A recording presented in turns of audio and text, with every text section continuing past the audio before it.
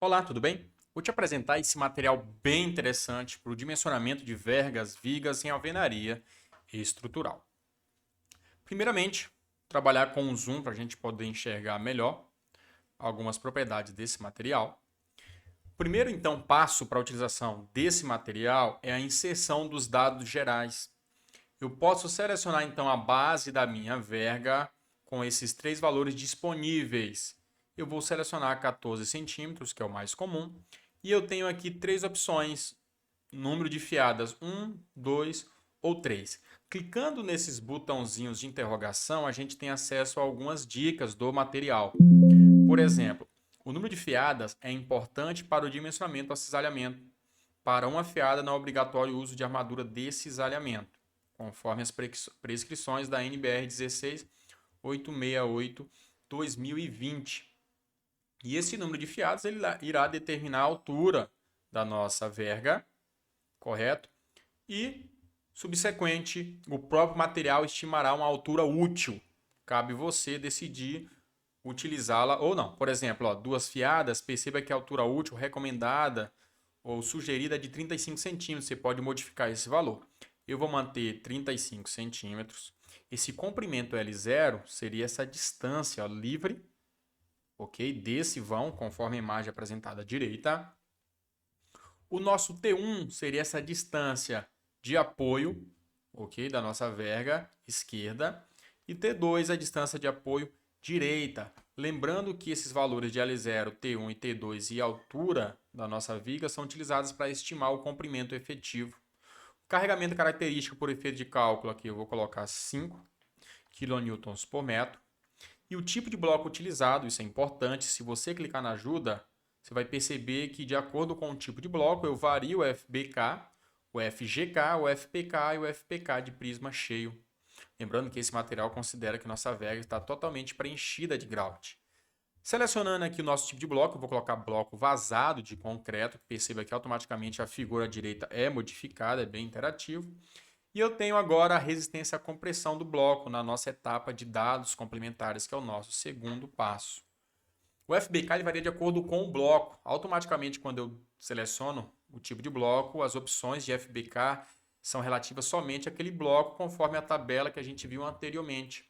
Selecionando o tipo de bloco de acordo com o seu MPa, eu quero um bloco de FBK de 4 MPa, perceba que a planilha automaticamente já sugere valores de FPK, estrelinha, né, que é a nossa resistência à compressão do prisma cheio, que é utilizado no cálculo, e o valor da resistência à compressão do grout, 15 MPa. Se eu subir esse valor, perceba que esses valores são modificados também. Vou manter aqui um FBK de 4 MPa. E o comprimento efetivo da nossa verga, presta atenção. Vamos supor que essa distância L0 seja 100. Você tem duas opções. Você pode estimar um valor de comprimento efetivo clicando nessa calculadorinha. Você vê que automaticamente o valor recomendado ou indicado foi de 129 centímetros, 1,29 m. E você pode simplesmente trabalhar com o valor que você quiser. É nesse valor aqui ó, que são calculados os esforços de momento e cortante. Certo? E o espaçamento entre os estribos, clicando aqui na nossa ajudinha, para bloco com comprimento de 29 centímetros, eu tenho um espaçamento de 15 centímetros. E o bloco com comprimento de 39 centímetros, 20 centímetros, porque a gente tem os furos no bloco, esses valores eles não variam, eles são fixos. Eu vou manter aqui 15 centímetros, o espaçamento entre os estribos, caso haja uma armadura de cisalhamento. Como estou trabalhando com duas fiadas, é obrigatório. Beleza. E agora eu vou para o terceiro item, a armadura de flexão. Eu tenho duas opções. Eu posso deixar a minha planilha estimar um arranjo de acordo com a bitola indicada, ou eu posso vir e marcar essa opção, impor uma armadura de flexão, independente do dimensionamento, essa armadura será mantida. Posso manter, por exemplo, 2 φ de 8, certo? Vamos manter esse valor e vamos fazer o cálculo e você vai perceber que essa armadura ela vai ser imposta. Ok. Eu posso aqui nos meus critérios considerar a amplificação de FED pelo coeficiente A. Se eu clico nessa ajudinha, perceba que o meu coeficiente A ele é uma recomendação da literatura que pode ser utilizada em vigas biapoiadas ou em balanço. E eu tenho aí um aumento na minha resistência, certo? Então seria interessante marcar essa opção para a gente poder dar uma minimizada aí no nosso na nossa segurança do cálculo, né, e trabalhar com um dimensionamento mais econômico. Eu tenho a segunda opção, que é considerar o valor da força cortante distante d sobre 2 da face do apoio. O que significa isso? A norma, ela te dá uma opção, que é você trabalhar com uma cortante um pouquinho menor do que a cortante atuando no apoio, então eu posso distanciar um pouquinho essa cortante, né, do apoio a uma distância de d, altura útil sobre o 2. Eu tenho uma redução no esforço cortante, consequentemente o meu dimensionamento ao cisalhamento, né, sofre uma redução na área de aço. Vamos clicar no botão de calcular. Clicando nesse botão de calcular, cálculo finalizado, aparentemente a gente não teve nenhum erro. Perceba que agora eu tenho, ó, no meu detalhamento, uma verga com 2 fiadas, ou uma viga, né?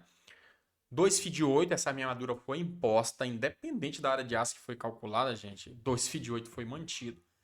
Ele satisfez o dimensionamento porque a planilha não apontou nenhum erro, certo? Eu tenho aqui a indicação do meu porta-estribo.